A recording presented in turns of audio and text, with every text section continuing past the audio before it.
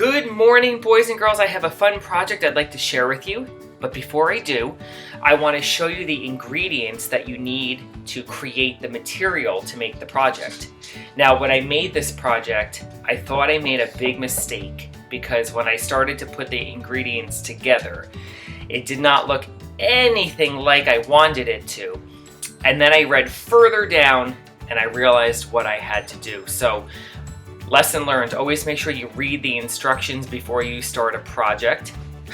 So what I want to do is pan you down and show you what we need to use. So you're going to need some cornstarch, okay? And for this you need half a cup. Now obviously you can change the amount with how much you're going to make, and I'm going to use my back of the knife trick to level that off. So there's half a cup, or a quarter cup. So I need one more.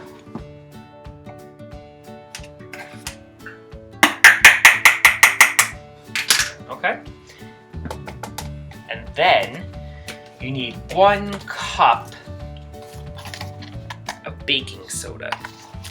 So I have a quarter cup here. Is this a quarter cup? Yes. So I need 4 of these to make 1 cup, because 1/4 plus 1/4 equals a half. So that's 1/4. Here's 1/2. Now I need another quarter. And if you know how to do fractions, 1/4 plus 1/4 plus 1/4 equals 3/4. And then I knew I was going to run out.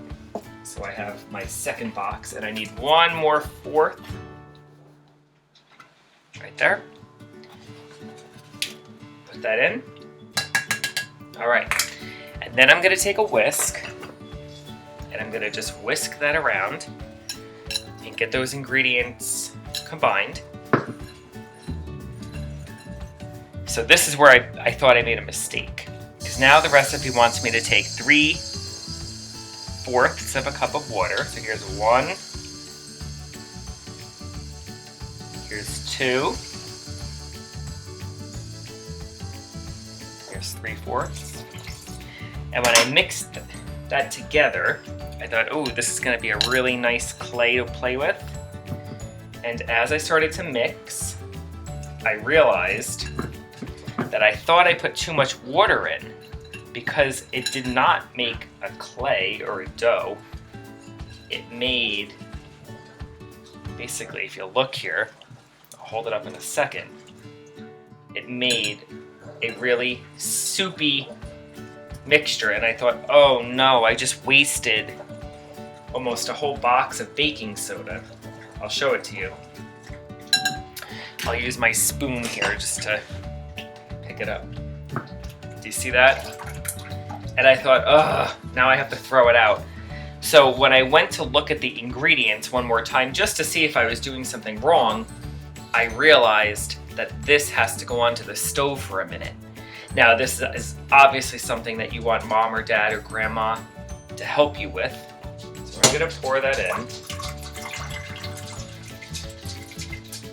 I really thought I messed up. I can't believe that this is going to make a dough, because I was amazed when this formed. So I hope you can see that. And I'm going to put the stove on. And basically what you want to do is you just want to stir this around.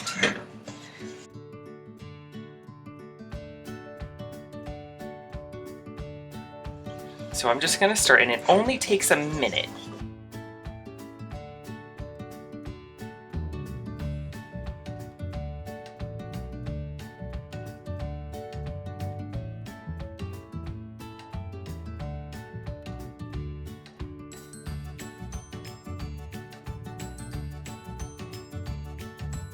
And you want to make sure you keep this moving, because you don't want it to burn the bottom of the pot. And I can feel it's getting thicker.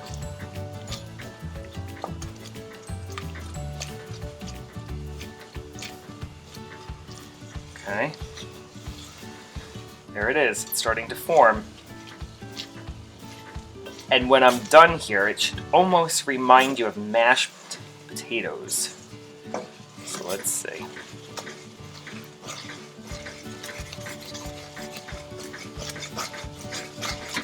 Look at this form. It's amazing. I'm amazed every time I do it now. I'm going to turn the heat off here. And look what happened. That mixture within a second turned into that. Do you see that? Okay, so I'm going to put the camera down and set up for the next part. My mixture, which I'm going to scoop out and put onto my cutting board here. And by the way, your mother or father will notice that it looks like it destroys the pot, but if you just run this under some warm water, it cleans right out of there. So now, I'm just gonna flatten this with my spoon a bit, because that's a little hot to touch right now, and get some of that to cool off. And I'm also gonna take just a little bit of the cornstarch. I'm gonna put some here. That way I can knead this. Now kneading is when you mush it around to get the mixture to stick together better. So I'm gonna put a little bit of cornstarch on my hands, like just like that. And I flip and push. You can put some on your cutting board if it's sticking. But within a second,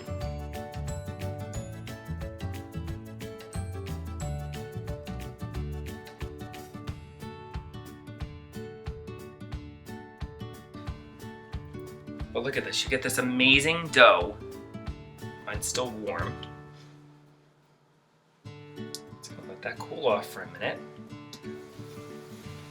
I made a circle and just rolled it. And I let it dry, and I want to show you. Check that out. This stuff becomes rock hard.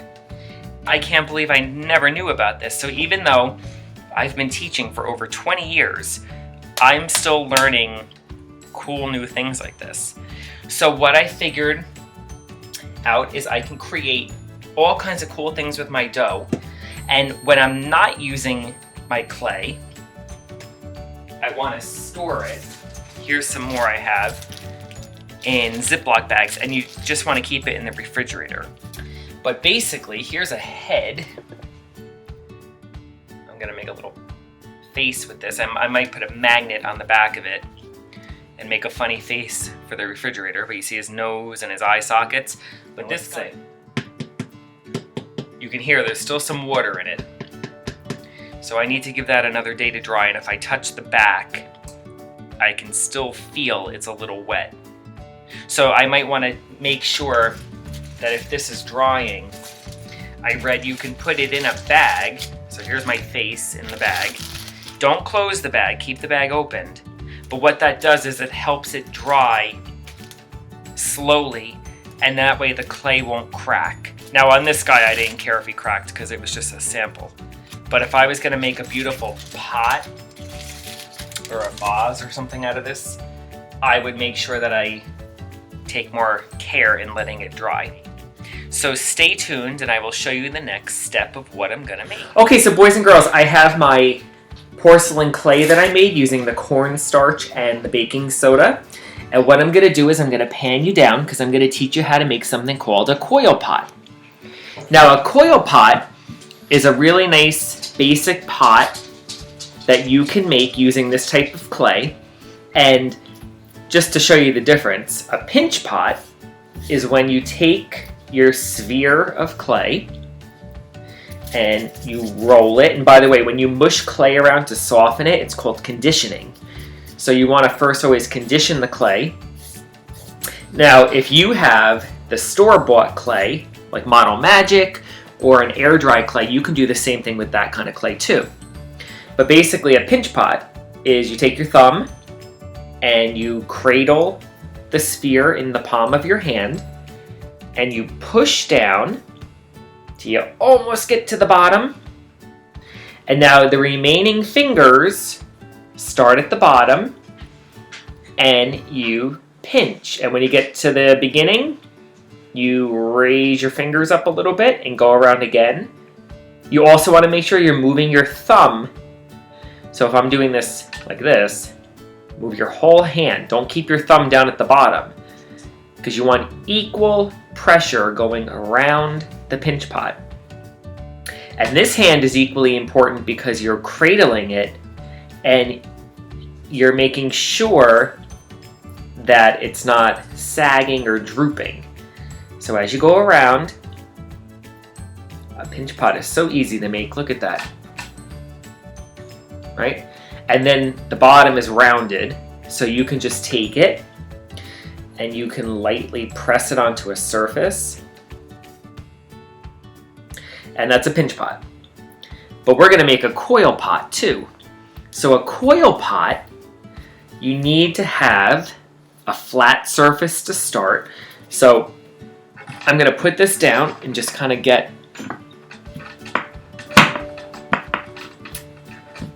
a round circle forming.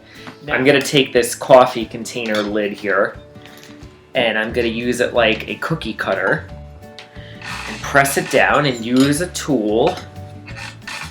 It can just be a plastic fork or something, or a plastic knife, and just carve away and get the circle. Now, let's see, that's, oh, no, came right out. All right, so there is the base for my coil pot. So I'm gonna put that to the side. And now what I wanna do is I wanna make something in pottery called a coil. A coil is basically a long, skinny snake like this that you're going to coil or spin around and around and around and keep lifting it up, and it will create a vase or a little container.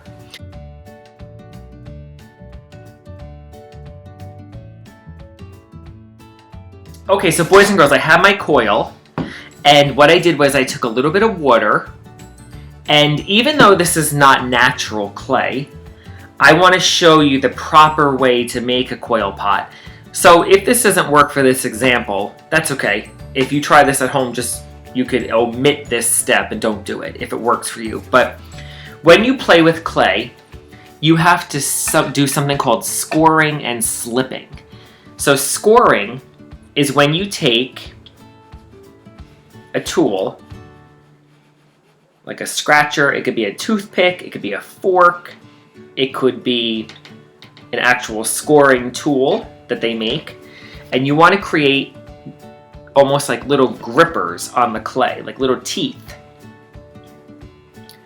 So you go around and you make little crisscrosses close together because you want it to look like little teeth going around. It's almost like tire marks on your clay, and that's going to create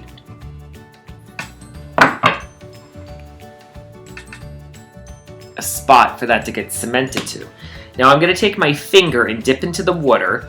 Now if I was using real clay, I would take some clay and mush it around in here and create like a mud. That's called slip.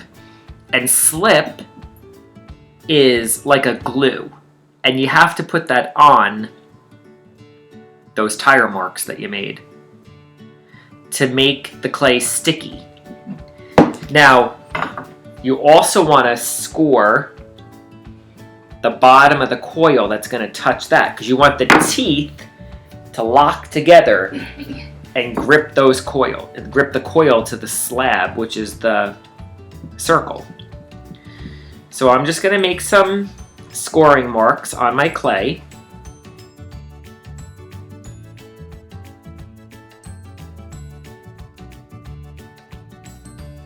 If you don't do this, sometimes the clay separates and it doesn't work. So, alright, so I'm going to run some slip, which is really water for this type of clay, onto, and I can feel it, really helped. Alright, so I'm going to start to push it together and lock those teeth on. And look at that, guys. That slip really works great, even with this.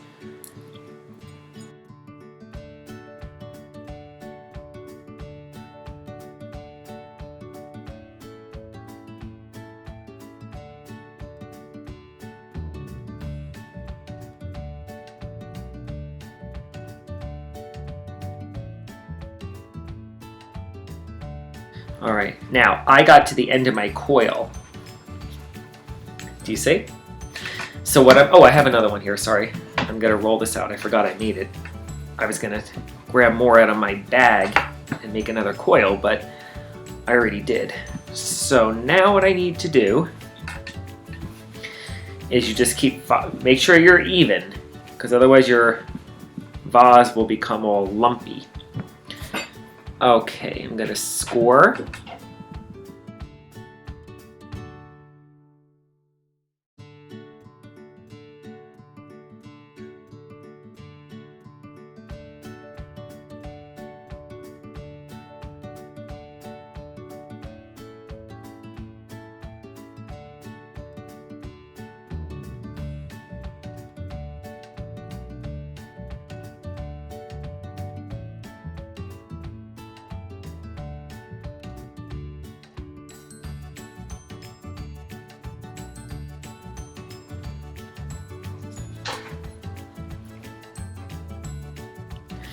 So boys and girls, this is the beginning of a coil pot. Now, that was a demonstration, so I'm going to keep going and I'll show you what it looks like at the end.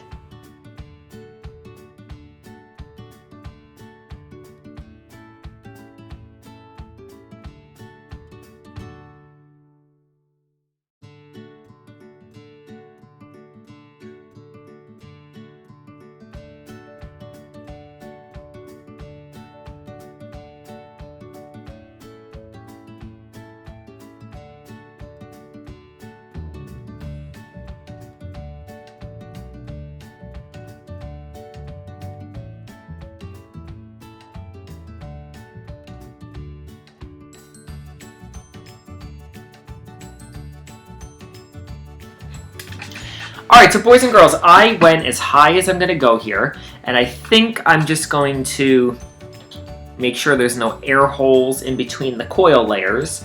But that's the beginning steps on how to make a coil pot.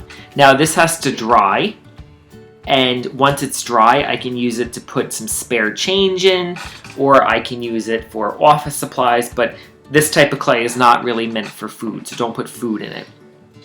So boys and girls, those are two examples of different pots that you can make. Pinch pot, coil pot.